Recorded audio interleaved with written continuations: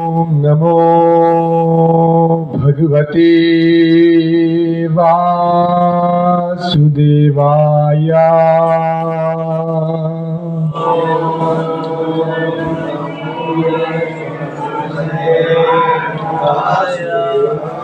ओम नमो भगवते वासुदेवाय।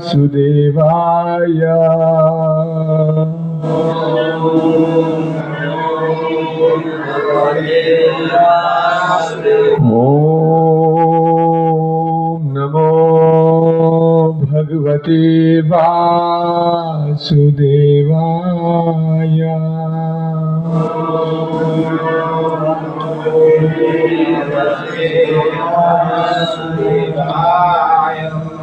सभी भक्तों का, अतिथियों का, वैष्णवियों का हम हार्दिक स्वागत करते हैं भगवान श्री श्री राधा राज बिहारी जी के मंदिर में, हरे कृष्ण मंदिर में। हम कई महीनों से इस भगवद गीता का पाठ करते आ रहे हैं। आज करते करते आज हम पाठ करेंगे श्रीमद् भगवद गीता से अध्याय 2। अध्याय का शीर्षक गीता का सार अर्थात सांख्य योग भी बोला जाता है। तो मेरे पीछे पीछे बोलने का प्रयत्न करें। श्लोक क्रमांक 18 भगवद गीता अध्याय 2 से। अंतवंत इमे देहा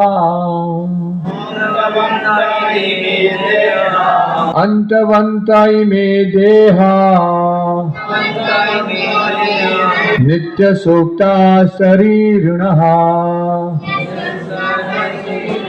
नित्य सूक्ता शरीरिणः अनासिनो अप्रमेयस्य अनासिनो अप्रमेयस्य तस्माद् युद्धस्य भारत तस्माद् युद्धस्य भारत अंतवन्त इमे देहा नित्य सूक्ता शरीरिणः अनासिनो अप्रमेयस्य तस्माद् युद्धस्य भारत। अनुवाद तात्पर्य। कृष्ण कृपा मूर्ति अभय चरणारविंद भक्ति वेदांत स्वामी श्रील प्रभुपाद जी के द्वारा, जो अंतर्राष्ट्रीय कृष्ण भावनामृत संघ के संस्थापक आचार्य हैं अर्थात इस्कॉन के। अनुवाद। अविनाशी अप्रमेय तथा शाश्वत जीव के भौतिक शरीर का अंत अवसंभावी है, अतः हे भरतवंशी युद्ध करो। तात्पर्य। भौतिक शरीर स्वभाव से नाशवान है। यह तत्क्षण नष्ट हो सकता है और 100 वर्ष बाद भी ये केवल समय की बात है। इसे अनंत काल तक बनाए रखने की कोई संभावना नहीं है, किंतु आत्मा इतना सूक्ष्म है कि इसे शत्रु देख भी नहीं सकता, मारना तो दूर रहा। जैसे कि पिछले श्लोक में कहा गया है कि यह इतना सूक्ष्म है कि कोई इसके मापने की बात सोच भी नहीं सकता। अतः दोनों ही दृष्टि से शोक का कोई कारण नहीं है, क्योंकि जीव जिस रूप में है ना तो उसे मारा जा सकता है, ना ही शरीर को कुछ समय तक या स्थायी रूप से बचाया जा सकता है। पूर्ण आत्मा के सूक्ष्म कण अपने कर्म के अनुसार ही यह शरीर धारण करते हैं, अतः धार्मिक नियमों का पालन करना चाहिए। वेदांत सूत्र में जीव को प्रकाश बताया गया है, क्योंकि वह परम प्रकाश का अंश है। जिस प्रकार सूर्य का प्रकाश सारे ब्रह्मांड का पोषण करता है, उसी प्रकार आत्मा के प्रकाश से इस भौतिक देह का पोषण होता है।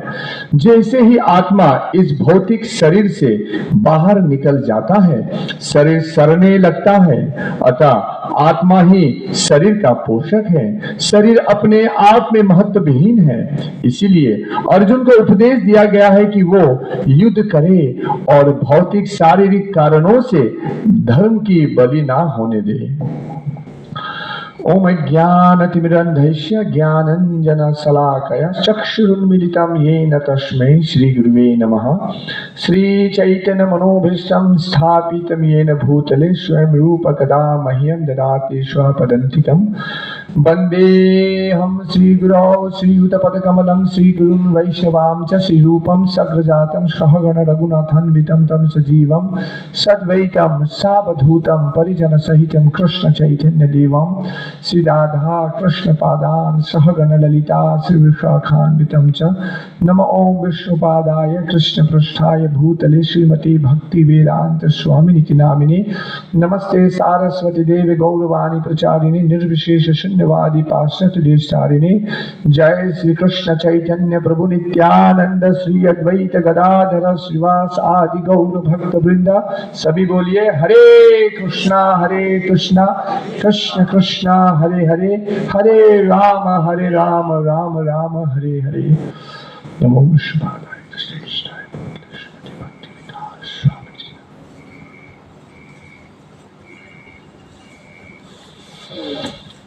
जैसे अब हमने सुना कि आत्मा की अभी सांख्य योग भी इसको कहते हैं, मतलब आत्मा का गणना हो रहा है। अभी आत्मा का एनालिसिस हो रहा है, विश्लेषण हो रहा है कि आत्मा क्या है, आत्मा क्या, इस अस्तित्व क्या है, existence of the soul, proof of the soul. तो जैसे अभी सांख्य योग क्यों बता रहे हैं भगवान कृष्ण अर्जुन को? अर्जुन का पहले तर्क को खंडन करने के लिए, मतलब पहला कारण अर्जुन का था कि करुणा, मेरे लोग मारे जाएंगे, मेरे पिता, मेरे गुरु, मेरे अंकल आंट सब मर जाएंगे। तो यहाँ पर भगवान ये नया ये आत्म तत्व विज्ञान दे रहे हैं कि कोई नहीं मरेगा। न त्वा एव हम जातु नासम न त्वम नेमे जनाधिपः। हे अर्जुन, ये जो राजा हैं, मैं हूं, तुम हो, हमेशा से हम थे, अभी भी हैं और भविष्य में भी रहेंगे, है ना। किसका मरण होगा? ये शरीर का मरण होगा, शरीर मरेगा पर आत्मा हमेशा रहेगा। तो हमने आत्मा के बारे में कुछ 16वें श्लोक में हमने कुछ सीखा था और 17 श्लोक में सीखा था। आत्मा के स्वभाव के बारे में बताया गया। किसी को यदि पता है तो कृपा करके बोल दीजिए। क्या हमने सीखा था प्रमेश जी पिछले सप्ताह में आत्मा के गुणों के बारे में? अंजलि भर के लेके आई है ना, हम पूछेंगे पीछे। पुष्प जी, काका जी, प्रदीप जी, क्या 2 मुख्य बिंदु हमने सीखा था लास्ट क्लास में? आत्मा बहुत सूक्ष्म है, तो कभी मरेगा नहीं, ये हमेशा रहेगा। पहला भी था, अभी भी है, बाद में भी रहेगा। वो तो अभी हमने अभी बोल ही दिया था। अभी हमने तो बहुत कौन है, मैंने 100 वाक्य है बात। थोड़ा पास में गए, थोड़ी इतना में। पप्पू जी, आत्मा तो अमर है। आत्मा तो अमर है। वेरी गुड, वो नहीं आके बोल दिए। देखिए माताएं, हमने ऐसे तो बहुत कुछ आप बोल सकते हैं आत्मा के विषय में, पर हम सुनना चाहते वो चीज जो हमने पिछले सत्र में सीखा था। 1-2 पॉइंट, क्योंकि कलयुग में सुखदेव गोस्वामी वर्णन करते हैं मंद सुमंद मतयो मंद भाग्य उपद्रुतः। ये कलयुग का जो ये बुद्धि है ना, ये ब्रेन जो है बहुत मंद है, वेरी मतलब डल है। डल को हिंदी में क्या बोलेंगे? मतलब इतना उसको स्मरण शक्ति बहुत कम है। हाँ, भुलक्कर है, भूल जाता है अभी का अभी, है ना। तो इसलिए क्या है, इसीलिए मैं भी भूलता हूँ, ऐसा नहीं कि मैं जानता हूँ। तो मैं इसे खाता में लिखता हूँ, जितना खाता में लिखेंगे इतना माथा में भी रहेगा। So when you write more, ये ब्रेन में भी ज्यादा चलता है, ये है। So you should write, then it comes to your brain. ये फिलॉसफी है, मतलब ये सिद्धांत इस तरह, जो जितना लिखता है फिर समझ समझ के तो रहता है। और क्या है कि अभी जैसे हम चर्चा कर, अभी आपको ब्रेन में हिट हो रहा है ना, क्या था क्या पॉइंट था, ऐसे हो रहा है ना। पर तो प्रतिदिन हमें हिट करना चाहिए ब्रेन को। प्रतिदिन क्या था, हमने क्या सीखा था, आज क्या हमने पढ़ा था। अब जितना हिट करेंगे उतना वो ब्रेन में आएगा और वो हृदय में जाके स्थित हो जाएगा। नहीं तो क्या होगा, एक कान से आया और दूसरे कान से चला गया, ऐसा। बोलिए, अंजलि बोल देगी, बोलो। आत्मा सत्य और ये मतलब शुद्ध है, सो इसे ना काटा जा सकता है, ना इसे जलाया। नहीं, वो तो पॉइंट में जो आप एडवांस हो गए, वो आएगा अभी।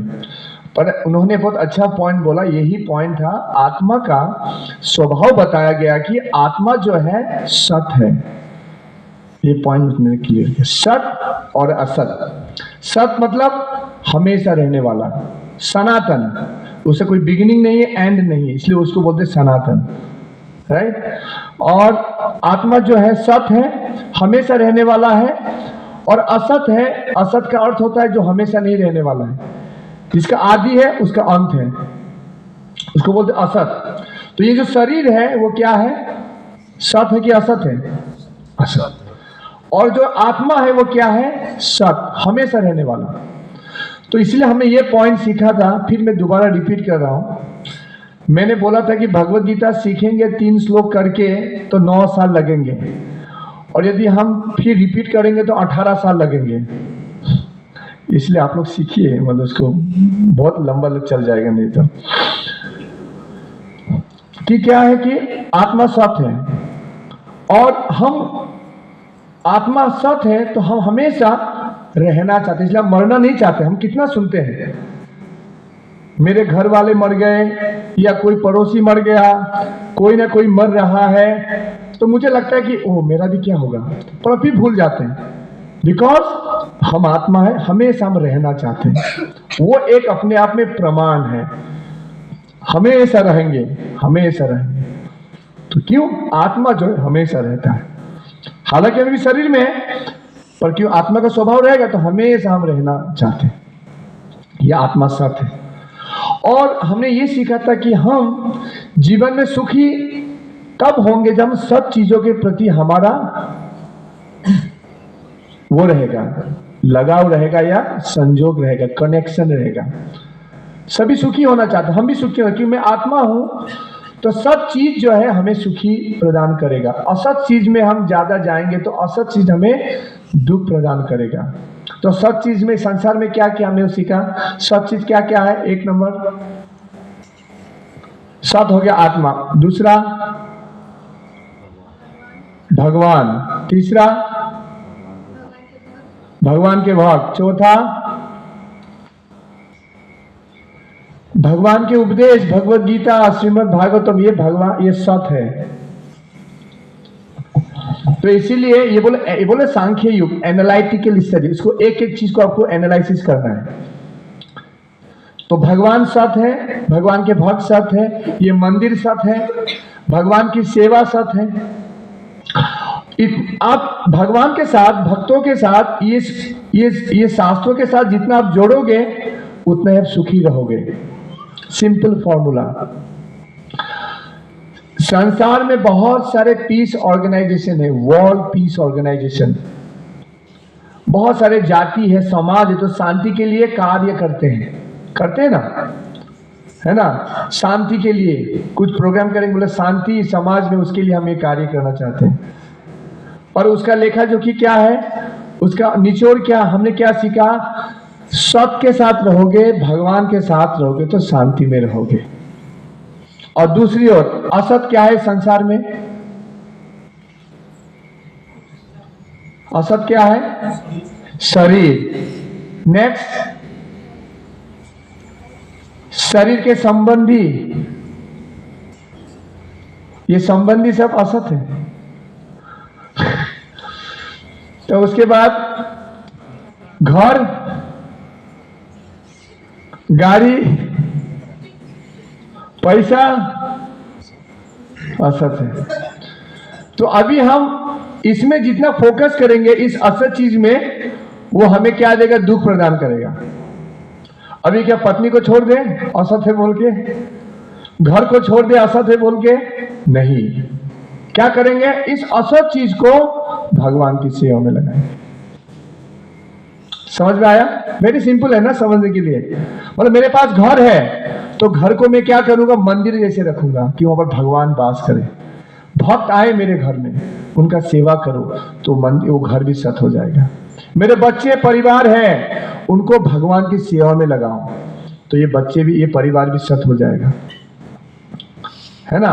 और जैसे धन है, धन मिलता है तो नारद मुनि क्या बताते हैं? धन मिलेगा तो 50% भगवान की सेवा में और 50% अपने लिए रखना। अभी हम क्या करते हैं? सब हम अपने लिए रखते हैं, भगवान के लिए। भगवान के लिए बोलेंगे तो अरे इतना प्रॉब्लम है, इतना प्रॉब्लम है, ये प्रॉब्लम कोई देता नहीं।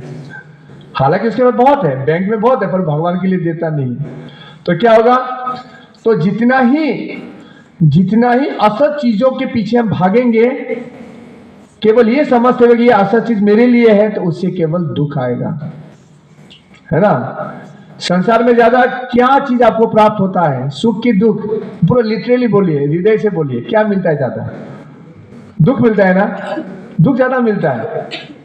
पर हम किस लिए पढ़ते हैं, किस लिए घर करते हैं, किस लिए परिवार करते हैं? सुख के लिए। पर मिलता ज्यादा क्या है? दुख, है ना। तो जब प्रहलाद महाराज बताते यदि सुख के पीछे भागना है, सुख को यदि प्राप्ति करना है, तो ये फॉर्मूला समझो कि सुख के पीछे भागना छोड़ दो। पहला step, don't run after happiness. क्या करना है? भगवान की सेवा में लग जाओ, तो इस तरह से आप सुखी बन जाओ। ये हमने सत और असत का ये हमने एनालिसिस किया था। कृपा करके आप थोड़ा सीख जाइएगा, नेक्स्ट बोलेंगे तो आप बोल पाए किसी को। क्यों? चैतन्य महाप्रभु का आदेश है, आमार आज्ञा गुरु होइया तारो ए देश, जारे देखो तारे कहो कृष्ण उपदेश। ये कृष्ण का उपदेश है। तो चैतन्य महाप्रभु, आप सभी लोग गुरु बन जाइए। हर भारतीय को गुरु बनना चाहिए। उसको क्या करना है? जिसको भी देखे उसको कृष्ण उपदेश बोलना चाहिए। जारे देखो तारे कहो कृष्ण उपदेश, तो यही बोला है, सत असत ऐसे ही बोलना है। तो ऐसे करेंगे तो अच्छा है ना प्रवीण जी। ये हो गया 16 का, हमने ये सीखा था। 17 का क्या पॉइंट था, किसी को याद है? 17, ये तो 16 का श्लोक था, सत असत। 17 का था, जिस तरह से आत्मा का जो गुण है वो क्या है, यहां पर एक बात है, आत्मा का गुण। आत्मा है, कैसे पता चलता है? थ्रो चेतना। तो आत्मा का गुण क्या है? चेतना, कॉन्शियसनेस। एक मरा हुआ व्यक्ति है, डेड बॉडी, और हम में अंतर क्या है? चेतना का अंतर है। उसमें सब है, हाथ पैर, एक जो मरा हुआ व्यक्ति सोता है तो उसके हाथ पैर नाक कान सब है, शरीर सब है, पर वो क्या, उसका चेतना नहीं होने के कारण वो फील नहीं कर पाता, अनुभव नहीं कर पाता, इच्छा नहीं कर पाता, सुख दुख का जो इमोशंस है वो नहीं कर पाता। तो ये आत्मा का ये गुण है, चेतना, कॉन्शियसनेस इंग्लिश में बोलते हैं। तो वो चेतना कहां से आता है? आत्मा से। और हमने सीखा आत्मा कहां पर स्थित है? हाँ, जोर से बोलिए। हृदय में मत बोलिए, in the region of the heart, हृदय क्षेत्र में, मतलब हृदय के क्षेत्र में।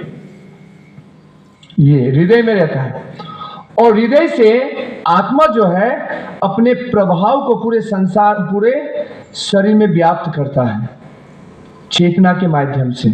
इसलिए आप यदि पकड़ लीजिए, पैरों में यदि आपका थोड़ा चींटी लगा दे, इसे आपको दर्द होगा ना। अब दर्द अनुभव किया ना, क्यों? चेतना के कारण।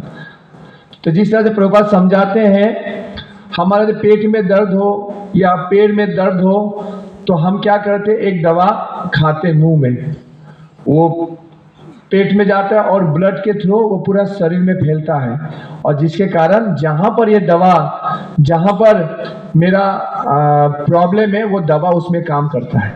समझ में आया? समझ में आया? तो उसी प्रकार क्या है, जो आत्मा है हृदय क्षेत्र में रहता है और पूरे शरीर में चेतना व्याप्त करता है, तो पूरे शरीर में प्रभाव डालता है। तो यहाँ पर और एक सीखने की, जो मैंने लास्ट टाइम नहीं बताया, कि आत्मा को बोलते व्यष्टि आत्मा, मतलब इंडिविजुअल आत्मा। इसका अर्थ क्या है? चेतना मतलब अवेयर होना, मतलब मैं हूं। अभी से हम लोग को सबको अनुभव, मैं हूं, मेरे आसपास के चीजों के बारे में हम अवेयर रहते हैं, हम अनुभव कर सकते हैं, इच्छा कर सकते हैं। तो ये जो व्यष्टि आत्मा, हम केवल अपने ही शरीर के बारे में जान सकते हैं। आपके शरीर में क्या हो रहा है ये हम नहीं जान सकते, क्योंकि हम लोग इंडिविजुअल हैं। आपके बारे में हम नहीं जान सकते, हम केवल अपने शरीर के बारे में जान सकते हैं। अपने सुख दुख, अपने दर्द दुख जो है हम अनुभव कर सकते हैं। इसको बोलते हैं व्यष्टि आत्मा। अब इसको पढ़िएगा, तो हम जैसे ये बोल रहे थे, ये तात्पर्य से प्रभुपाद के बोल रहे, तो आप यदि इसको पढ़ेंगे तो आपको समझ में आएगा। So it is a individual soul, वो एक व्यक्ति आत्मा, वो, और जो परमात्मा है वो सभी के बारे में जानते हैं। मेरे हृदय में क्या चल रहा है वो भी जानते हैं, और आपके हृदय में क्या हो रहा है वो भी जानते हैं। उनको बोलते परमात्मा, और हम जो है आत्मा। तो हम में और उनमें क्या संबंध क्या है? हम जो आत्मा है परमात्मा के द्वारा नियंत्रित है, उनके द्वारा आश्रित है। हम परमात्मा, जो इसी हृदय क्षेत्र में दो चीजें, आत्मा है, परमात्मा है। आत्मा मतलब मैं, और मेरे साथ भगवान का एक अंश परमात्मा के रूप में विराजमान है ना। मैं अपने बारे में जानता हूं, परमात्मा मेरे तथा पूरे संसार के सभी के हृदय के बारे में जानते हैं। ठीक है, यहां तक समझ में आया ना? तो इसको थोड़ा अभ्यास करना है, तो करेंगे आगे। तो आज हम लोग चर्चा के, एक छूट गया, आत्मा का साइज क्या है? सही है क्या सोहन जी? आत्मा का साइज हाँ, इतना सूक्ष्म है। मतलब बाल का अग्रभाग है ना, बाल का अग्रभाग को यदि 10,000 टुकड़े किया जाए, एक जो टुकड़ा जो है वो है आत्मा का साइज। तो इतना सूक्ष्म है, इतना सटिल है। यस,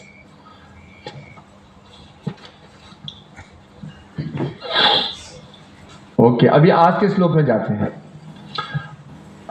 अभी आज के श्लोक में क्या बताया, अभी सुनिए।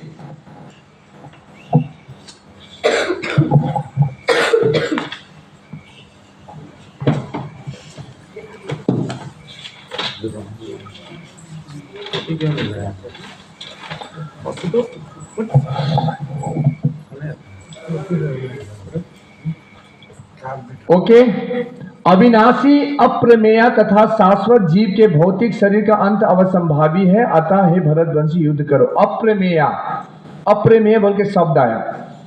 अप्रमेय, अप्रमेय का अर्थ क्या है? इमेजरेबल, जिसको आप माप नहीं सकते। ठीक है, अगले श्लोक में क्या आया? बाल का अग्रभाग का 10,000 टुकड़ा, मतलब साइज दिया गया। अभी भगवान क्या बोल रहे हैं? अप्रमेय, यू कैंट मेजर, कैसे बोल दिया भगवान ने? अगले श्लोक में बोला कि इतना साइज है, अभी बोल दिया कि आप मेजर नहीं कर सकते, माप नहीं सकते। क्या हुआ? क्यों ऐसे भगवान बोले? समझ में आया? प्रश्न समझ में आ रहा है? परमेश समझ में आ रहा है? अभी अगले ही श्लोक में, मतलब प्रीवियस श्लोक में बताया गया कि आत्मा का साइज 1/10,000 वो साइज है, और अभी बोले अप्रमेय, आप उसको माप नहीं सकते। समझ में आया? कोई बोलना चाहेगा? भगवान जो बताया तो हमें समझाने के लिए कि ऐसा है। क्या हो सकता है? तो जैसे हम आत्मा को तो हम नाप नहीं सकते, लेकिन हम समझे कि इतना सूक्ष्म होता है, हमें समझाने के लिए। और ना तुम हाई सेकेंडरी में नहीं आता कि ये साइंस में पढ़ते हो तो आत्मा का साइज नहीं आता है? ठीक है, कोई माता जी ट्राई करेंगे? ठीक है, सुनिए, हम ऐसे इंटरेक्शन करेंगे, थोड़ा समझ में आने का चांसेस बोल के हम थोड़ा इंटरेक्ट करते हैं। मेजरमेंट नहीं किया जा सकता, इसका अर्थ है कि आप भौतिक इंस्ट्रूमेंट से, भौतिक जड़ पदार्थ से आप आत्मा को मेजर नहीं कर सकते। हमने एक पॉइंट चर्चा किया था, आत्मा जितना सूक्ष्म है उससे भी सूक्ष्म में इलेक्ट्रॉन प्रोटॉन जो है वो इतना सूक्ष्म है, पर उसको आप माइक्रोस्कोप से देख सकते हो, भौतिक यंत्र से आप देख सकते हो, पर आत्मा को नहीं देख सकते। क्यों? क्योंकि आत्मा जो है चित्त कण है। चित्त कण मतलब आध्यात्मिक कण है, आध्यात्मिक पार्टिकल है। और ये माइक्रोस्कोप, टेलीस्कोप क्या है? ये भौतिक चीज है। मेरे आंखें भौतिक, ये इंस्ट्रूमेंट क्या देख रहा हूं? भौतिक चीज, तो मैं देख सकता हूं, माप सकता हूं। पर आत्मा हो गया क्या? आध्यात्मिक। और भौतिक यंत्र से आप इस आध्यात्मिक चीज को नहीं देख सकते, इसलिए कैन नॉट बी मेजर, इसलिए वो माप नहीं सकते, अप्रमेय। समझ में आया? इंटरेस्टिंग है ना? इंटरेस्ट लगा? परमेश समझ में आया कि नहीं? क्या बोले सर? बोले तो हाँ बोलिए। आत्मा है वो बहुत छोटा कण है, तो जो उसके विपरीत जो दूसरे यंत्र से हम उसको माने भौतिक से हम तो नहीं नाप सकते हैं। भौतिक यंत्र से आप नहीं माप सकते, क्यों? क्योंकि वो माने भौतिक नहीं है, वो क्या है फिर? आध्यात्मिक। आध्यात्मिक है, इसलिए पूरा पॉइंट। ये जो आत्मा है ये स्पिरिचुअल है और इंस्ट्रूमेंट मेटेरियल है। तो मेटेरियल इंस्ट्रूमेंट से आप मतलब स्पिरिचुअल चीज को नहीं देख सकते हो।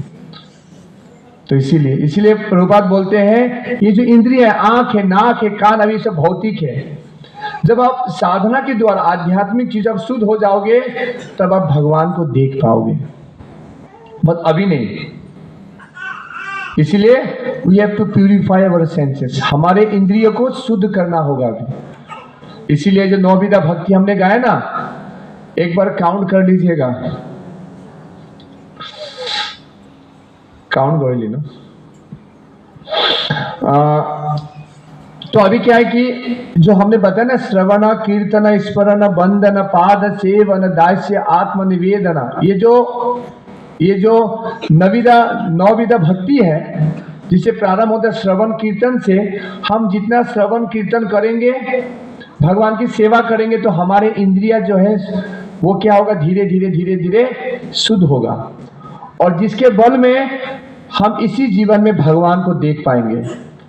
अभी क्या है, हमारे इस चर्म चक्षु से हम भगवान को नहीं देख पाते, इसलिए हम क्या बोलते हैं? भगवान नहीं है, भगवान है। पर ऐसा नहीं है, भगवान है। भगवान आपके साथ रेसिप्रोकेट कर सकते हैं, आपके साथ आदान प्रदान कर सकते हैं। आपको शुद्ध होना होगा। भगवान चाहते हैं कि आपको दिखाई दे, भगवान आपसे तो बोलना चाहते हैं, बात करना चाहते हैं, पर आप में प्रॉब्लम है। जैसे पांडवगण जो है भगवान को जानते थे, भगवान से बातें करते थे, दे नो कि Krishna is the supreme personality of God है। कृष्ण जो है पूर्ण पुरुषोत्तम भगवान है, पर उन्हीं के सामने दुर्योधन जो था वो क्या समझता था, ये जादूगर है, कृष्ण जादूगर है, वो तपस्वी है, वो मतलब योद्धा है, ऐसे जानता था। समझ में आया? तो ऐसे, तो इसीलिए हमें ये अप्रमेय शब्द जो है इसका ये अर्थ है। अभी आगे के श्लोक में जो आत्मा का जो साइज बताया, क्यों बताया कि 1/10,000 मतलब 10,000 का एक भाग है, क्योंकि आत्मा का रूप है, इसीलिए आत्मा सूक्ष्म है, सूक्ष्म छोटा है पर आत्मा का रूप है। प्रभुपाद बताते हैं जैसे हमारे जब टेलर में हम जब कपड़ा सिलाने के लिए जाते हैं, जो कपड़ा जो है टेलर जो है जब सिलाता है शर्ट, तो वो भी 2 हाथ देता है शर्ट में, है ना? क्यों हाथ देता है? क्योंकि शरीर में हाथ है। उसी प्रकार हमारा आत्मा का इस तरह से आध्यात्मिक रूप है बोल के ये शरीर भी उसी प्रकार से बना है।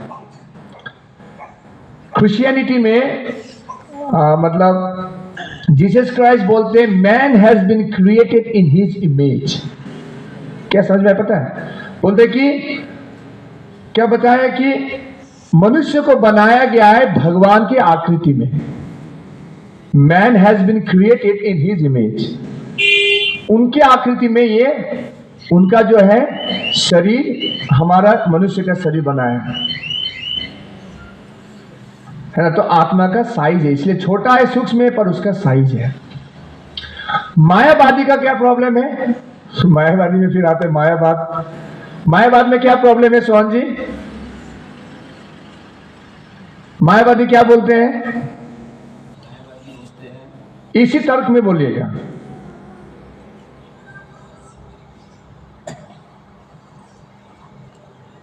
बोलिए, दूसरा मत बोला, यही जो अभी इसी तर्क में मायावादी क्या बोलते हैं? कोई भी बोल सकते हैं। मायावादी बोलते हैं जैसे वो दम में लीन हो जाएगा। नहीं वो ठीक है, वो तो हमने पॉइंट किया इस तर्क में। कोई माता है मायावादी? हाँ, अस्तित्व तो नहीं है। मायावादी बोलते हैं कि आत्मा का रूप नहीं है, आत्मा निराकार है। समझ में आया? भगवान का ना हाथ है, ना पैर है, ना मुंह है, कुछ भी नहीं है, केवल एक ज्योति है, उसे मुझे लीन होना है। तो भगवान का नहीं तो हमारा भी नहीं है, आत्मा का कोई अस्तित्व नहीं। तो इसलिए चीजों को समझना होता है। आत्मा का ये जो जब भगवान पॉइंट बता रहे हैं कि हमारा साइज है, इसका अर्थ है कि हमारा एक रूप है, आध्यात्मिक रूप है। अभी संकुचित, अभी थोड़ा संकुचित हो गया। अभी क्या, जैसे अभी आप सूट लगाते हैं, पैंट लगाते हैं, जैकेट लगाते हैं, अपना इच्छा से अपना ड्रेस लगाते हैं। आप यदि कल कुछ ऐसा नहीं करेंगे, एग्जाम्पल के लिए, यदि आप कल कोई क्रिमिनल कार्य कर लिए और सरकार के द्वारा आपको यदि जेल जाना पड़ा, तो क्या करेगा सरकार? पहला आपके जितने भी कपड़ा है, वस्त्र, उसको निकालेगा और सरकार का वस्त्र देगा, जेल का वस्त्र, उसको लगा के आपको रहना पड़ेगा। समझ में आया? तो उसी प्रकार हम आध्यात्मिक लोक से हैं। आध्यात्मिक जगत से जब हमारा पतन होता है इस संसार में, तब क्या करता है? आत्मा को संकुचित बना के उसके ऊपर मन, बुद्धि और ये शरीर दिया जाता है। ये शरीर उसकी इच्छा और कर्म के अनुसार उसको इस शरीर दिया जाता है। समझ में आता है? यस। तो ये पॉइंट, ये और यहां पर प्रभुपाद एनालॉजी देते हैं। वो एनालॉजी क्या देते हैं? जैसे सूर्य एक जगह में स्थित है और पूरे ब्रह्मांड में क्या वो प्रकाश दे रहे हैं। सूर्य वो पूरा ब्रह्मांड को पोषण देते हैं, शक्ति प्रदान करते हैं। सूर्य एक जगह में स्थित है और पूरे ब्रह्मांड में वो शक्ति प्रदान करते हैं, है ना?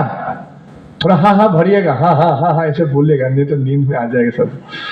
सूर्य एक जगह में रहता है और पूरे ब्रह्मांड में प्रकाश देता है, प्रकाश के साथ पोषण भी देता है, शक्ति भी देता है। उसी प्रकार आत्मा हृदय क्षेत्र में स्थित है और पूरा शरीर को पोषण देता है, प्रकाश देता है। हमने पॉइंट डिस्कस किया था ना कि भाई भूखे पेट ना भजन गोपाला, कि भूखे पेट में तो भजन नहीं होता है बाबू, पहले खाने के लिए दो तब भजन करेंगे। मतलब क्या बताया कि शरीर ज्यादा इंपॉर्टेंट है, पर यहां पर हम सीखते हैं कि आत्मा ज्यादा है। हाँ शरीर भी इंपॉर्टेंट है, पर मोस्ट इंपॉर्टेंट है वो आत्मा। यहां पर क्या बताया कि आत्मा के कारण ये शरीर जीवंत है। जैसे हमने इसको एग्जाम्पल में देखा था, गाड़ी के लिए कौन इंपॉर्टेंट है, पेट्रोल या ड्राइवर? ड्राइवर। हालांकि दोनों इंपॉर्टेंट है, पेट्रोल भी चाहिए ड्राइवर भी चाहिए, पर सापेक्षिक रूप में रिलेटिवली इंपॉर्टेंट कौन है? ड्राइवर है। क्योंकि पेट्रोल यदि नहीं है, ड्राइवर कहीं से लाके भर सकता है। यदि ड्राइवर नहीं होगा तो पेट्रोल वहीं की वहीं रह जाएगा, वो गाड़ी चलेगा नहीं। तो ड्राइवर इंपॉर्टेंट है। तो इसलिए हमारे लिए हम जो आत्मा है ये समझ, ये अस्तित्व ज्यादा इंपॉर्टेंट है। यदि आत्मा है तो शरीर है।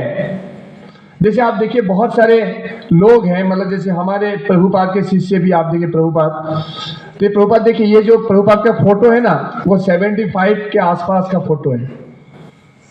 पर उनके कितना तेज है आप देखिए। और जैसे प्रभुपाद के शिष्य भी अभी है 60-70 प्लस है। वो जब कीर्तन करते इतना नाचते हैं, इतना गाते हैं, क्यों?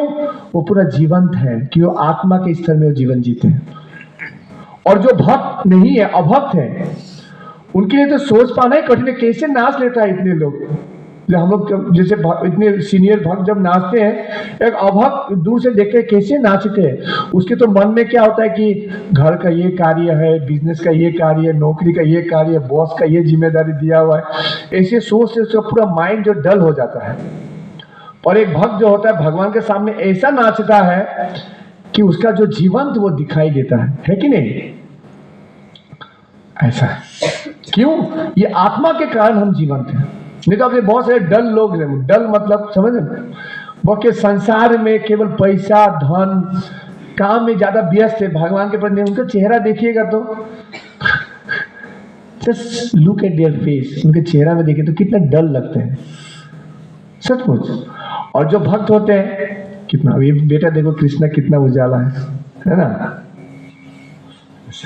तो ऐसा, तो हमें इस तरह से हमें ये आत्मा के तो ये एनालॉजी देते हैं भगवान, है ना। तो इसलिए यहाँ पर 18वें श्लोक में भगवान बताते हैं क्योंकि आत्मा हमेशा रहने वाला है और ये शरीर जो है आप शरीर को बचा नहीं सकते हो, इसीलिए अर्जुन युद्ध करो। युद्ध करना तुम्हारा कर्तव्य है, युद्ध करना तुम्हारा कर्तव्य है। यदि तुम युद्ध करोगे तो वास्तविक तुम ज्ञान के स्तर में आओगे और वास्तविक तुम्हारा सब तरफ से कल्याण, भौतिक दृष्टि से भी कल्याण होगा और आध्यात्मिक दृष्टि से भी तुम्हारा कल्याण ही कल्याण होगा। अभी 19वें श्लोक में जाते हैं,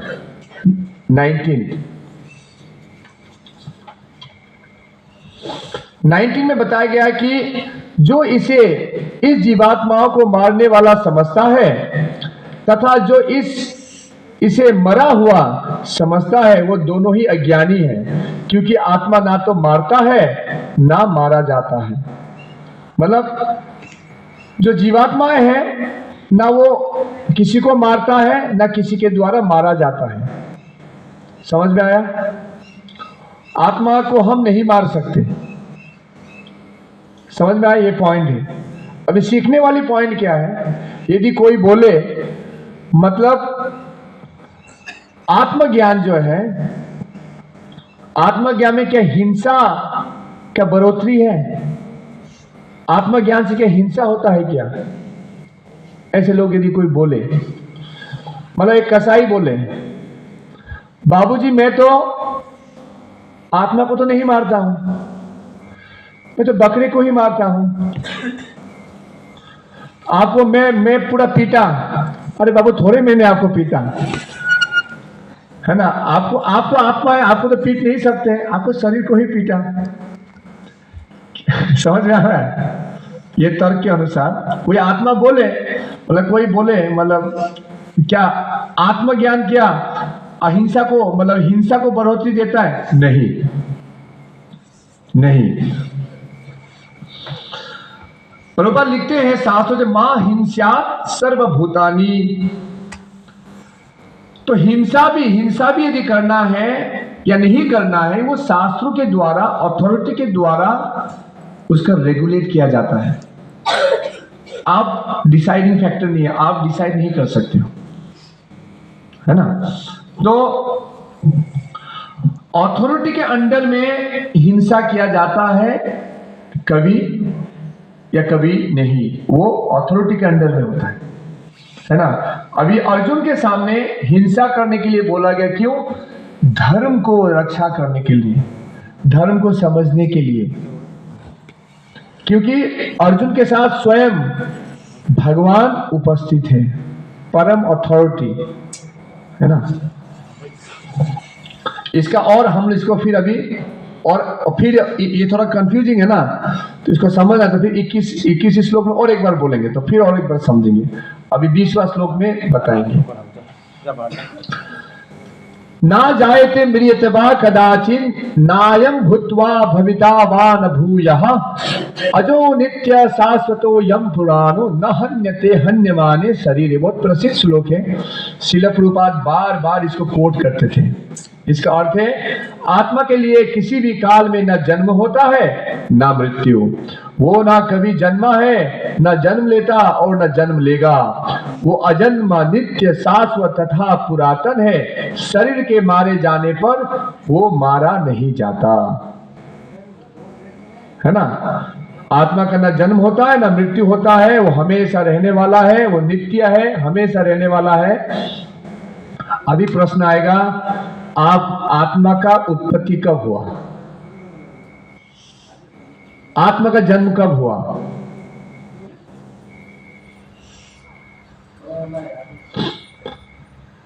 सभी चीज के स्रोत कौन है? भगवान। अहम सर्वस्य प्रभवः, मैं मुझसे ही सब चीज आया है ना। तो हम भी किन से आए हैं? भगवान से आए हैं, तो हमारे भी स्रोत भगवान हुए। तो यदि कोई प्रश्न करे कब आए हम भगवान से, क्या उत्तर है? प्रश्न समझ में आया कि नहीं? पहले ये सब बोलिए।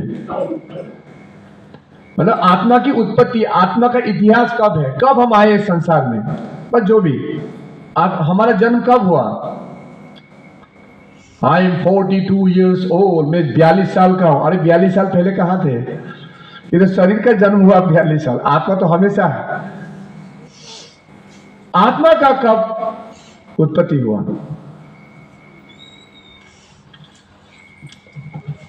कोई बोलेंगे? इसको इस तरह से समझा जाता है, जैसे सूर्य है और सूर्य से क्या प्रकट होता है? सूर्य की किरण। सूर्य जो है, सूर्य प्रकाश देता है। तो भाई सूर्य की किरण कब सूर्य से आया? जब सूरज हो गया। हाँ, मतलब जब से सूरज है तब से सूर्य किरण है। समझ में आया? इसका उत्तर यही है, जब से सूर्य है तब से सूर्य किरण है। ऐसा नहीं है कि किरण से सूर्य आया है, सूर्य से किरण आया है। और कब आया है? जब से सूर्य है तब से किरण है। उसी प्रकार जब से भगवान है तब से ही हम हैं। पर अंतर क्या है? हम भगवान के अंश हैं। ऐसा नहीं कि हम भगवान से ही आए हैं, पर कब आए हैं? जब से सूर्य है तब से सूर्य किरण है। इसलिए बोलते हैं फ्रॉम टाइम इमेमोरियल, इंग्लिश में मतलब प्रभुपाद बोलते थे। इसलिए बोलते सनातन। सनातन का अर्थ क्या है? जिसका कोई आदि नहीं है, जिसका कोई अंत नहीं, बिगिनिंगलेस, हमेशा रहने वाला। यह है सनातन का अर्थ। हम आत्मा का ये इतिहास है। समझ में आ रहा है ना? ठीक है, इंटरेस्टिंग है, इसको अच्छे से पढ़ेंगे तो ये। तो इसका यदि कोई पूछता है कि आत्मा की उत्पत्ति कब हुई, भाई जब से सूर्य है तब से सूर्य किरण है। उसी प्रकार जब से भगवान है तब से ही हम हैं, है ना। यही ऐसे ही हम, इसलिए भगवान 15वें अध्याय में बोलते हैं ममई वांस जीव लोके जीव भूत सनातना। भगवान क्या बोलते हैं? ये जितने भी जीव हैं वो मेरे अंश है। कब से है? सनातना, हर समय से है। ऐसा नहीं है कि एक पॉइंट में वो है, हमेशा हमेशा। ये तो अभी हमारा और भगवान के साथ संबंध में कैसे, यहां पर प्रभुपाद तात्पर्य में लिखते हैं कि एक वृक्ष है, उसमें दो पक्षी हैं। एक पक्षी फल खाने में मग्न है और दूसरा पक्षी जो है केवल ओवरसियर है, केवल वो देख रहा है, ऑब्जर्व कर रहा है कि कब ये पक्षी जो खा रहा है वो मेरे पास आएगा, मेरे साथ मिलेगा। उसी प्रकार ये शरीर में दो आत्मा है, एक अणु आत्मा, एक विभू आत्मा। अणु मतलब छोटा, विभू मतलब बड़ा। मतलब अणु आत्मा मतलब हम, विभू आत्मा मतलब परमात्मा। और हम इस संसार में भोग कर रहे हैं। आत्मा क्या करती है? तीन ही कार्य करती है, कि वो पाप करती है, कि पुण्य करती है, या भक्ति करती है। बस ये तीन ही कार्य में आत्मा। और परमात्मा का क्या रोल है? अनुमंता, ओवरसियर। और वो क्या करते हैं? वो देखते हैं और ऑब्जर्व करते हैं और सैंक्शन करते हैं, परमात्मा।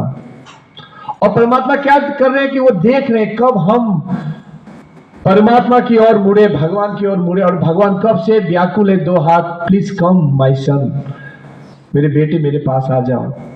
और क्या है? भगवान को नहीं देख रहे, हम भगवान को नहीं देखना चाहते हैं, है ना? क्यों नहीं देखना चाहते हैं? क्योंकि मुझे अपना भोग, अपना एंजॉय करने की आदत है। मुझे भगवान को छोड़ के अपना एंजॉयमेंट करना है।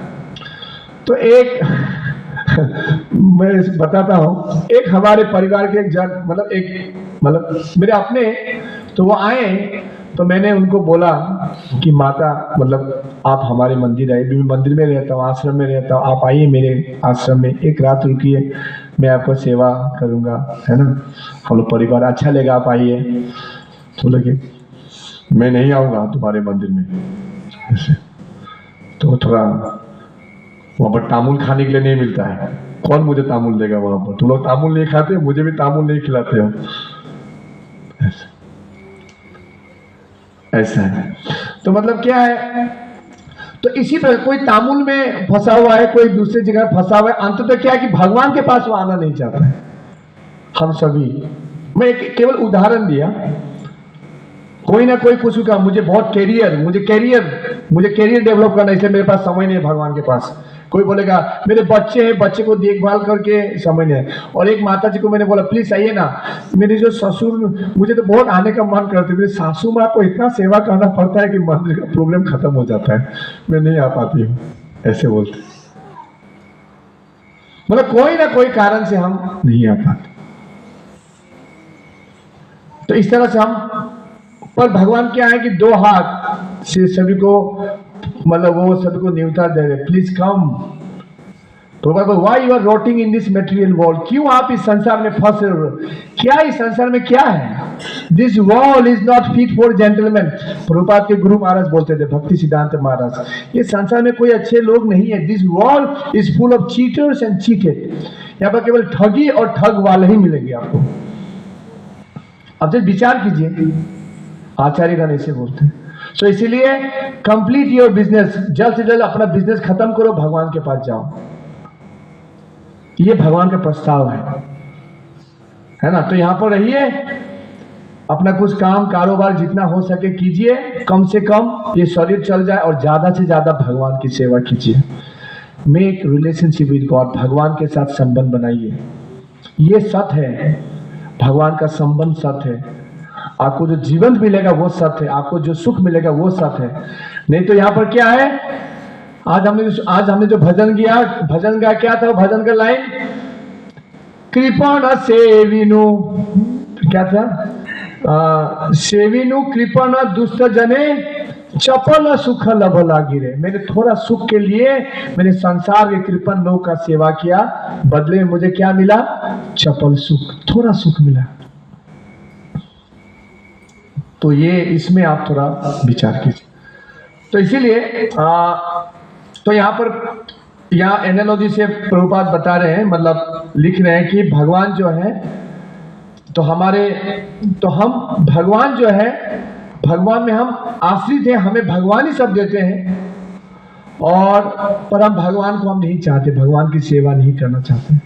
पर भगवान हमेशा ये उपनिषद, श्वेतश्वतर उपनिषद से ये 2 वृक्ष का जो है अनरोर अनियम, रुकिए ये मैं पढ़ के सुनाता हूँ।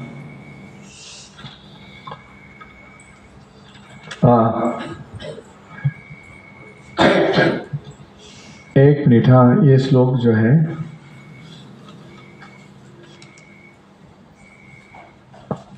अनोर अनियम महतो मह्यम, यस, अनोर अनियम महतो मह्यम, ये कथा उपनिषद से है। आत्मस्य जंतु निहितो गुहायम तम अक्रतु पश्यति बीत शोको धातु प्रसादान महिमानम आत्मनः, है ना।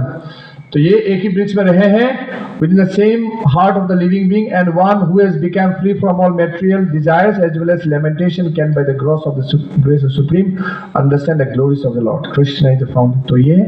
तो ये स्थिति है। तो हमें भगवान के लिए रत होना चाहिए। ओके, तो ये है।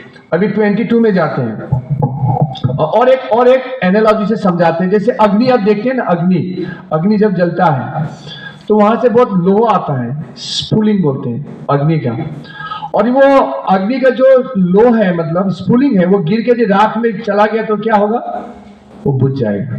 और अग्नि के साथ रहेगा तो आपका हाथ जल जाएगा, इतना उसमें अग्नि रहता है। पर वह जहां अग्नि से निकला, राख में गिरा, तो उसका कोई अस्तित्व नहीं है। तो इसीलिए हम जो है, हम भगवान के अंश हैं। हमारा जीवन, हमारा वास्तविक संबंध भगवान से है। जब तक भगवान के साथ रहेंगे, हम हमेशा सुखी आनंदमय रहेंगे। जो हमारा स्वभाव है सच्चिद आनंद है। जब भगवान से निकल गए, केवल दुखी दुख। जैसे आप सभी ने बताया कि जीवन में सुख कम, दुख ज्यादा। क्यों? भगवान के साथ हमारा संबंध नहीं है। तो ये स्थापित करना है। अभी 21 में जाएंगे। 21 श्लोका। वेदा विनाशिनम नित्यम ये राम अजम अव्ययम कथम सपुरुषः पार्थः कम घातयति हान्तिकम।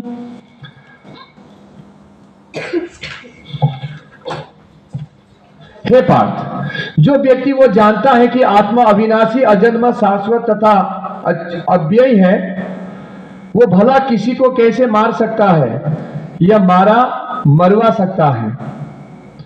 मतलब फिर हिंसा का बात आया कि आत्मज्ञान मतलब क्या हिंसा को बढ़ोतरी देता है? दीपक जी, देता है क्या? नहीं देता। तो यहां पर प्रभुपाद लिखते हैं कि एवरी, जो मतलब यहां पर प्रत्येक वस्तु का समुचित उपयोगिता होती है। क्यों बात कर रहे हैं? साइड से बैठो। समुचित उपयोगिता होती है, और जो ज्ञानी होता है वो जानता है कि किसी वस्तु का कहां और कैसे प्रयोग किया जाता है। और जैसे वायलेंस है, हिंसा है, उसका भी अपना रोल है, पर ज्ञानी के ऊपर निर्भर करेगा कि वो कैसे उस हिंसा को लगाता है। जैसे उदाहरण के रूप में डॉक्टर एड्रेस देते छुरा का, छुरी। अभी एक डॉक्टर जो है आपका ऑपरेशन करेगा छुरी से, वो आपका जान लेगा कि जान बचाएगा? तो जोर से बोले, बचाएगा, वही छुरी से। और वही छुरी लेके जो चोर है आपका जान ले सकता है। तो जो मतलब किस व्यक्ति के हाथ में चीज है उसके ऊपर निर्भर करता है कि वो कैसे चीज को यूटिलाइज करे। समझ में आ रहा है ना? तो इस तरह से। और दूसरा है, इंडियन आर्मी का सोल्जर है, इंडियन आर्मी का सिपाही है, सरहद में जाता है, शत्रुओं को AK-47 से मार गिराता है, और सरकार के द्वारा उसे क्या प्राप्त होता है? हाँ, परमवीर चक्र। उसको चक्र दिया जाता है। उसको अवार्ड दिया जाता है, उसका फोटो खींचा जाता है, और वो जहां पर उसको दिल्ली में मिलेगा तो यहाँ पर गांव के घर में कितना मिठाई बांटा जाता है, चलो चलो इससे ये सिपाही है सरहद में ऐसा कर दिया, उसको इतना चक्र मिला, सबको मिठाई बांटेगा, लोकल न्यूज वाले आएंगे, वाह वाह किसने कर दिया। और वही सिपाही जब घर में आके वही AK-47 लेके अपने पड़ोस को मार देगा, पड़ोसी को मार देगा, तो क्या होगा? जेल जाना पड़ेगा। गोली वही बंदूक से निकला, पर वही बंदूक से निकलने के कारण एक बार मारने के कारण उसको परमवीर चक्र मिला, और दूसरे बार मारने के कारण जेल मिला। तो यहां पर प्रभुपाद सिखाते हैं हमेशा अथॉरिटी के अंडर में हमें हिंसा करना चाहिए, हिंसा करना चाहिए, अन्यथा नहीं। जैसे हम अभी इंडियन आर्मी अथॉरिटी है, उसके अंदर में आप किसी को मारेंगे, हिंसा करेंगे तो आपको अवार्ड मिलेगा, अपने मन मतलब करेंगे तो आपको दंड मिलेगा। समझ में आ रहा है ना? तो ये तो इसीलिए आत्मा जो है, आत्मा को इसलिए कोई बोलते हैं ना भाई हम तो भाई आपको कहाँ मारे, हम तो आपके शरीर को ही मारे, आत्मा तो आपको नहीं मरता है तो आप मार नहीं। अभी कसाई खाना, कसाई वो बोले हम बकरी को मारते, गाय को मारते, थोड़े आत्मा को मारते नहीं। शास्त्रों में उल्लेख है ना हिंसा सर्वभूतानि, आप किसी को भी मारने का आपका अधिकार नहीं है, अन्यथा आपको पाप लगेगा, आपको पाप लगेगा। आप किसी को भी, क्योंकि आप किसी को भी जन्म नहीं दे सकते, आप सृष्टि नहीं कर सकते, तो आपका मारने का भी अधिकार आपका नहीं है। तो इसलिए हमें शास्त्रों से, गुरु से, अधिकारियों से हमें समझना होता है। इसीलिए भगवत गीता का ज्ञान कितना जरूरी है। अब देखिए ये आप ज्ञान लेंगे और डायरेक्ट आप अप्लाई कर सकते हैं ना। अब जैसे शास्त्र में बताते हैं, आगे बोलते हैं मैं थोड़े मारता हूं, वो मारता है, मैं केवल लाके खाता हूं ऐसे बोलते हैं। मतलब कोई जीव हत्या करता है, मतलब कसाई वो मारता है, मैं लाके खाता हूं, है ना, थोड़े मैं मारता हूं, मैं केवल खाता हूं, उसमें क्यों पाप लगेगा? पर अब शास्त्र आपने नहीं पढ़ा, शास्त्र में क्या दिया? 7 जनों को पाप लगेगा। जो बकरी को मारता है, एग्जाम्पल, जो बकरी को मारता है उसको पाप लगेगा, जो खाता है उसको पाप लगेगा, जो पैसा देता है जाओ लेके आओ, वो नहीं, भले ही नहीं खाए उसको भी पाप लगेगा, है ना, सबको पाप लगेगा, इवन सरकार को भी पाप लगेगा यदि वो ऐसे मतलब अनुमति देते हैं। सबको 7 व्यक्ति को पाप लगता है। तो इसलिए हमने शास्त्र नहीं पढ़े तो हमारा जीवन इस तरह पाप कर्म से हुआ। तो इसलिए क्या है कि मनु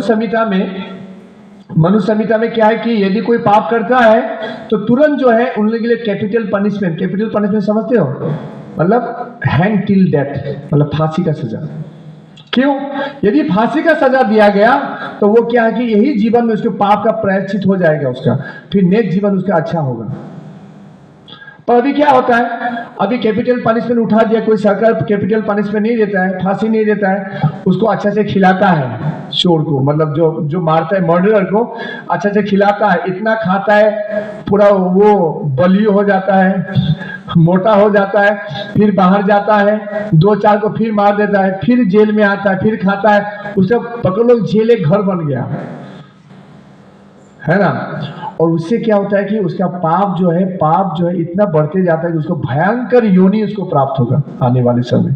इसलिए मनुष्य जो हमारे शास्त्र है उसमें, इसलिए यदि कोई मारता है किसी को, वो जीव करता है, हत्या करता है, तो क्या है उसको पूरा कैपिटल पनिशमेंट दंड। क्यों? उसका कल्याण होगा। इवन 100 साल पहले तक प्रभुपाद लिखते हैं, आपने भी पढ़ा होगा, भागवत में है, इवन कश्मीर के राजा तक 150-200 साल पहले तक जब राजा का शासन था, तो यहां पर यदि कोई किसी का यदि पर्स गिर गया, किसी का यदि चावल धान गिर गया, कोई भी व्यक्ति नहीं उठाता था। क्यों? यदि कोई उठा लिया, कोई किसी ने चोर कर लिया हाथों से, उसका दंड क्या है? पूरा हाथ को काट देगा राजा, पूरा काट, ऐसा दंड। और उसके बाद तो फिर कोई साहस नहीं करेगा। यदि आपका पॉकेट से पर्स गिर गया है तो आप चिंता की बात नहीं, आप फिर जाके अब आपको वही जगह में आपको मिलेगा कि कोई भी इसलिए चोर नहीं थे। अभी आज देखिए, आज के डेट में इतना व्यवस्था होने के बाद, इतने करोड़ सिक्योरिटी होने के बाद भी चोरी उतना है। अभी जो चोरी करते करते, अभी ये तो थोड़ा जो अभी पढ़े लिखे चोर होते हैं तो इस तरह से घर में भी, और ज्यादा आईटी वाला चोर, मतलब आईआईटी में पढ़े हुए जो चोर होते हैं वो घर में बैठ के कंप्यूटर से आपके बैंक अकाउंट से हड़प लेते हैं। होता है कि नहीं? हो रहा है। इसलिए आजकल अभी ये हो रहा है ना, ये ऐड आ रहा है ना, अभी इसमें आता है ना, अभी मोबाइल चलता है तो सावधानी रहिए। वो बोलेगा मैं इनकम टैक्स डिपार्टमेंट से हूँ, मैं एसबीआई का मैनेजर हूँ, आपका में जंग लग गया है, आप अपना पासवर्ड बोल देते हैं। हमारे भक्त कैसा, फूकन माता जी का, पर वो जब बोल दिया पासवर्ड, वो उसको होश, अल्लाह में क्या कर दिया, वो फिर उनका ये होश आ गया, फिर तुरंत उन्होंने डिब्रूगढ़ एसबीआई में फोन किया और मेरा अकाउंट ब्लॉक कर दीजिए। तो उसके क्या हुआ, वो ब्लॉक करके मतलब कुछ सेकंड लगते हैं, ऑलरेडी वो पैसा मतलब निकल गया, पर निकला नहीं, अटक गया। अभी होता है जैसे आप एटीएम से निकालते हैं वो पैसा, आप जब पासवर्ड डालते हैं तो 10 सेकंड 20 सेकंड बाद निकल खर खर खर खर करता है ना, तो वो बच गए। भगवान ने उनको बचा लिया कि वो फोन किए, मानो उन्होंने ऑलरेडी पैसा उठा लिया, जो खर खर खर के समय में वो एसबीआई वाला उसको बंद कर दिया। तो वो खर खर खर खर करते रहा, उसके अकाउंट में गया भी नहीं और बैंक में भी निकल गया। बैंक से भी मतलब उनके अकाउंट से पैसा उड़ गया, पर चोर के हाथ में पैसा गया भी नहीं। वो मतलब समझ गया ना, उसमें वो लटक गया तो बच गया। वही यहाँ पर आई है माता जी और डिब्रूगढ़ की माता जी। तो इतने क्राइम्स, इसको बोले साइबर क्राइम, बोले इंटरनेट क्राइम। क्यों? कैपिटल पनिशमेंट नहीं है। अभी आप एक केस लगा दो, 30 साल आपको झूलते रहो। ये सरकार की व्यवस्था है। पर आगे इसने, आगे राजा तो वो जज थे पूरा, वो बहुत तीक्ष्ण थे, शास्त्रों के दृष्टि से, बल के साहस के दृष्टि से वो पता चल जाएगा। पूरा मंत्री सभा होता था, इसने चोर किया, प्रमाण हो गया, उसे उचित दंड, कैपिटल पनिशमेंट, हाथ काटना है हाथ काटो, पैर काटना है पैर काटो, जो उनका सब सिस्टम था। तो अभी लगता है कि ये बहुत अच्छा नहीं है, पर वो अच्छा था। वो मनु संहिता में ऐसा है। तो अभी और एक श्लोक में जाएंगे, 21 हो गया। तो ये मतलब प्रभुपाद बोलते हैं हर हिंसा का अपना अपना महत्व है। तो और एक सुंदर श्लोक है, इसमें हम विराम करेंगे। ये प्रसिद्ध श्लोक है, वासांसि जीर्णानि यथा विहाय नवानि गृह्णाति नरो पराणि तथा शरीरानि विहाय जीर्णानि अन्यानि सम्यति नवानि देहि। अभी भगवान भी जो है उपमा के द्वारा समझा रहे हैं। उपमा मतलब विथ एन एग्जाम्पल वो समझा रहे। क्या समझा रहे हैं? इस श्लोक से क्या बताया जा रहा है कि जिस प्रकार मनुष्य पुराने वस्त्र को त्याग कर नए वस्त्र धारण करता है, उसी प्रकार आत्मा पुराने तथा व्यर्थ के शरीरों को त्याग कर नवीन भौतिक शरीर धारण करता है। मतलब भगवान जो है अभी आत्मा को कैसे समझा रहे हैं, जिस प्रकार हम वस्त्र धारण करते हैं, शर्ट पैंट साड़ी इत्यादि, जब वो पुराने होते हैं तो क्या करते हैं, उसको हम छोड़ के नया साड़ी ग्रहण करते हैं और नया कपड़ा नया वस्त्र धारण करते हैं। उसी प्रकार आत्मा जो है, अब ये शरीर हमारे शरीर में है, जब ये शरीर काम का नहीं होगा, बुरा होगा, जो भी होगा, वो शरीर जो इसको त्याग करके नया शरीर में वो चला जाएगा, ये बताया गया है। अभी प्रश्न आता है कि कैसे हमें नया शरीर प्राप्त होता है, कैसे हमें नया शरीर प्राप्त होता है। एग्जाम्पल से समझेंगे। आप चले गए बाजार और शॉपिंग मॉल में चले गए, बड़ा शॉपिंग मॉल, बड़े कंपनियों का, सभी का ब्रांड है पूरा, सभी का ऐसे कपड़ा का वो है। और आप यहाँ पर चले जाए मिसामारी में, पप्पू जी का दुकान, सोहन जी का दुकान, प्रदीप जी का दुकान, सभी को आप दुकान में आप सब देख रहे हैं, सभी का कपड़ा देख रहे हैं। तो आप कपड़ा कैसे लेंगे? आपको कपड़ा लेने के लिए क्या चीज की जरूरी होगी? हाँ, कैसे आप एक कपड़ा उठा सकते, ले सकते हैं? उसके लिए क्या चाहिए, क्या देना पड़ेगा? पैसा और इच्छा।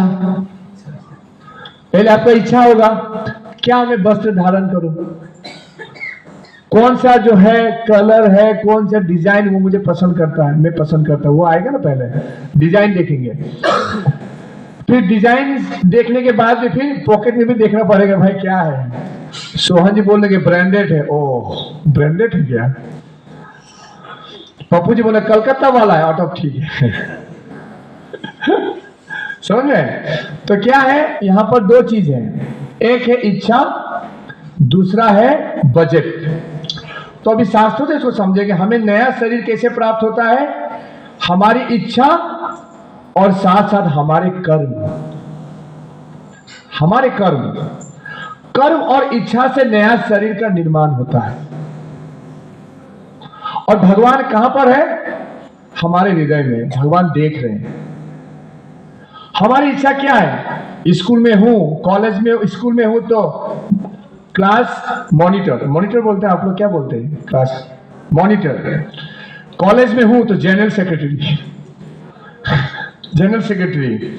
थोड़ा बड़ा बन गया तो एमएलए, है ना, वार्ड मेंबर, एमएलए। ऐसे हमारा इच्छा है ना, ठीक है। इच्छा तो हम समझ गए। अभी भगवान इच्छा भी देखेंगे और क्या देखेंगे? कर्म भी देखेंगे।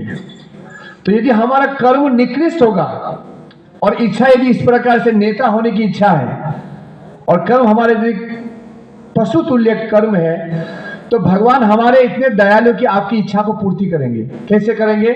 आपको नेता बना देंगे, क्योंकि आपने मनुष्य का कार्य नहीं किया, पशु का कार्य किया, तो आपको पशु के समाज में नेता बना देंगे।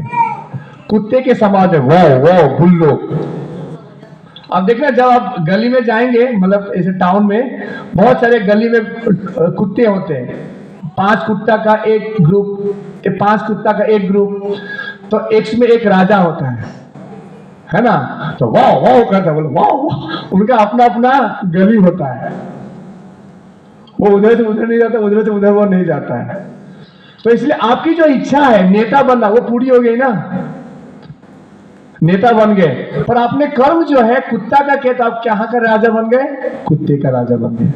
तो इसलिए बहुत इंपॉर्टेंट है कर्म को, गति को समझना। इसे बोलते हैं गहना कर्मणो गति।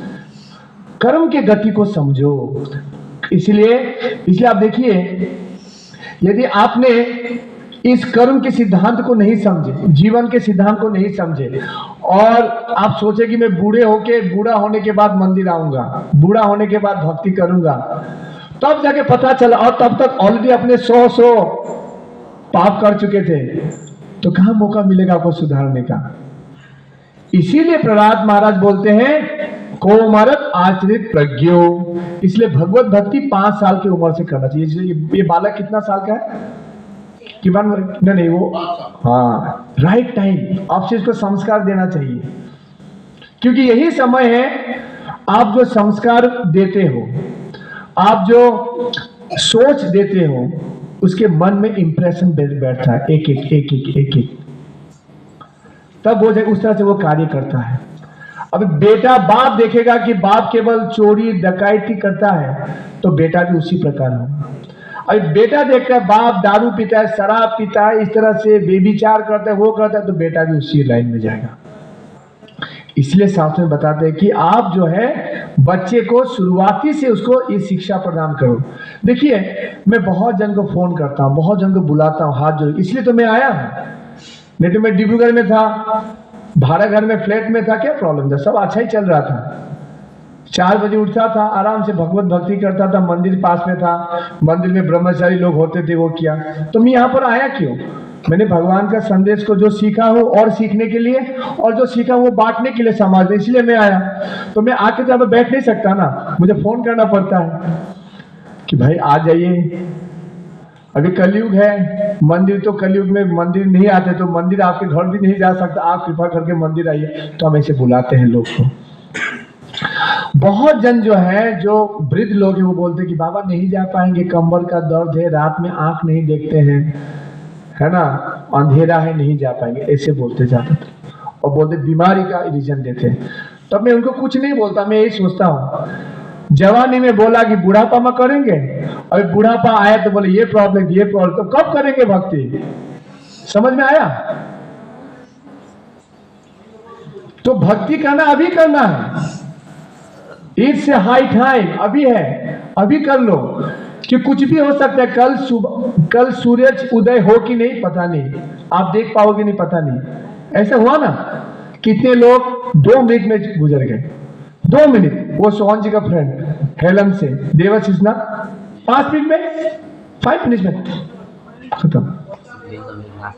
हाँ बेंगलुरु में लेडीज नाचते हैं। हाँ, अभी देखिए इस दुर्गा पूजा में कितने लोग, मतलब बच्चे लोग स्टेज में नाचते नाचते हार्ट अटैक आके मर गया। क्यों अपेक्षा कर रहे, क्या चीज के लिए अपेक्षा कर रहे? इस श्लोक से भगवान सिखाते हैं, आचार्यगण सिखाते हैं कि आपका हर कार्य नेक जीवन के लिए शरीर बन रहा है। ये शरीर अभी खत्म हो रहा है, धीरे धीरे खत्म हो रहा है, तो नया शरीर मिलेगा ना। तो नया शरीर का निर्माण हो रहा है अभी से। एक आर्किटेक्ट इंजीनियर होता है, वो जब घर बनाता है, वो पहले घर वो कहाँ बनाता है? घर पेपर में बनाता है, ब्लूप्रिंट बनाता है, वो डिजाइन करता है, उससे उसका घर का निर्माण शुरू होता है। पूरा निर्माण हो गया, वो अप्रूव हो गया, तब जाके वो मिस्त्री वहां पर काम करना शुरू होता है। तो हमारा ऑलरेडी यहाँ पर डिजाइन ऑलरेडी बन रहा है, नेक्स्ट शरीर का डिजाइन बन रहा है। क्या शरीर मिलेगा? जैसे यहाँ पर अभी क्या है कि जैसे मॉल में आपको 10 कंपनी के ब्रांड मिलेंगे, तो भगवान के मॉल में 84 लाख प्रकार के ब्रांड मिलेंगे, 84 लाख योनि मिलेंगे।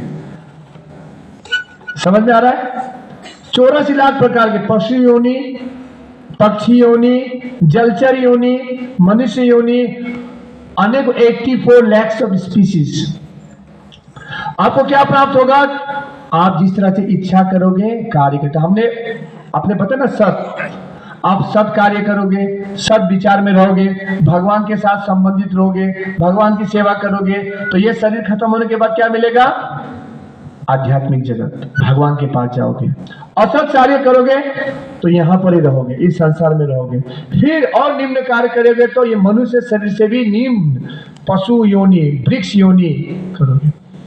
तो प्रभुपाद बताते हैं, अभी आजकल लड़कियां लोग जो है छोटे छोटे कपड़े में रहते हैं, है ना, तो छोटे छोटे कपड़े में रहते हैं, जैसे नल कुबेर, मणिग्रीव, वो लोग छोटे छोटे कपड़े में थे, नग्न अवस्था में थे। नारद मुनि को सम्मान नहीं दिया।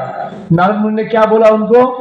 तुम्हें अपने शरीर को ढकना चाहिए, ये भी ज्ञान तुम्हारा नहीं है, जाओ तुम वृक्ष बन जाओ। वृक्ष, जो वृक्ष बन गए। तो जब कृष्ण आए, नल कुबेर के रूप में उनका उद्धार किया। तो उसी प्रकार यदि हम अभी से हमारा विचार नहीं करेंगे क्या करना है, सोच को डेवलप नहीं करेंगे, हमारे एम जो है, हमारे लक्ष्य को नहीं समझेंगे, तो हमारा केवल दुख ही दुख आने वाला है भविष्य में। तो ये कोई नहीं बताएगा। आजकल तो साधु भी नहीं बताते हैं। जो साधु जो है सबके लिए, जिसका जीवन निछावर है, वो भी नहीं बताता। क्यों? वो बताएंगे तो फिर दक्षिणा नहीं मिलेगा, दक्षिणा नहीं मिलेगा। उनको केवल यही पड़ी है, भाई आपको ये मंत्र दे देंगे, आपका सब कार्य सिद्ध हो जाएगा, आपका ये सिद्ध हो जाएगा, ये आपको बिजनेस आपका बढ़ जाएगा, ये हो जाएगा, ये हो जाएगा। पर ये बताना चाहिए, ये संसार दुखालय है, भगवान की शरण जाओ, भगवान की सेवा करो। ये केवल शुद्ध साधु बताते हैं, ये प्रभुपाद बताते हैं। इसलिए प्रभुपाद के अनुगामी हो के हम ये बता रहे हैं आपको। ये आपका वास्तविक हित है। अब ऐसे मत सोचिए ये कड़वा वचन हो सकते हैं, और ये कड़वा वचन कैसा है? उसी प्रकार जॉन्डिस में गड्ढा जो है मीठा नहीं लगता है, तीता लगता है, पर वो खाते खाते मीठा लगने लगता है। इसी प्रकार ये जो शास्त्रों के वचन है, अभी हमें तीखा लग सकता है, तीता लग सकता है, पर इसको जब बार बार सुनेंगे, यही आपको मीठा लगेगा और यही आपको अमृत लगेगा, यही आपको उद्धार करेगा। तो इसीलिए सभी भक्तों से मेरा अनुरोध है कि ये जो गुरुवार का जो सत्संग कार्यक्रम है, आपके पूरा जीवन में संकल्प होना चाहिए कि इसको मैं अटेंड करूँ। देखिए 7:30 बजा है, कितना है, और 10 मिनट कीर्तन करेंगे, प्रसाद लेंगे, और आप 8:15 तक आप घर पहुंच जाएंगे। क्या है बोलिए, कितना कम से हम लोग इसको प्लानिंग है। पर इसको आप निरंतर सुनेंगे, एवरी वीक आके सुनेंगे, तो आपका क्रम वाइज आपको डेवलपमेंट होगा, आपका विकास होगा। आप भगवद गीता के विज्ञान को समझेंगे। कितना अच्छा मौका है ना। आप देखिए आज के सभा में, आप देखिए गांव में कितने मंदिर है जहां पर इसे भगवद गीता का चर्चा होता है। आप खुद ही जज कीजिए। और श्रील प्रभुपाद की कृपा से हम लोग इस तरह से विचार ये प्रयास करें सीखने के लिए और सिखाने के लिए, इस ज्ञान को बांटने के लिए। तो आप आएंगे तो आपका कल्याण हो। आप भी आइए, आपके परिवार सभी को लाइए और इसको प्रतिदिन पढ़िए। जिसके पास भगवत गीता नहीं है यहाँ से लेके जाए, सभी भाषा में, असमीज, इंग्लिश, सभी भाषा में भगवत गीता है। कैश नहीं है तो ऑनलाइन पेमेंट सभी जैसे भी करके आप कर सकते हैं। Thank you very much. Hare Krishna. यदि किसी का प्रश्न हो या कोई मंतव्य सजेशन हो तो आप कर सकते हैं, बोल सकते हैं, अदरवाइज हम लोग यहीं पर विराम करेंगे। हाँ, इस बार जो है रविवार का बच्चे का प्रोग्राम नहीं होगा क्योंकि अभी एग्जाम चल रहा है, एग्जाम आने वाला है, तो बच्चे का प्रोग्राम नहीं संडे, ठीक है ना। सभी को बोल दीजिए नो क्लासेस फॉर ये संडे, नेक्स्ट संडे भी नहीं होगा उसके बाद, ठीक है। सभी को न्यूता बताया जाएगा। तो अभी थैंक यू वेरी मच। अभी थोड़ा देर के लिए कीर्तन करेंगे 5-10 मिनट, और तब तक जो है प्रसाद के लिए तैयारी होगा, और प्रसाद लेके आप लोग प्लीज जाइएगा, फिर आइएगा।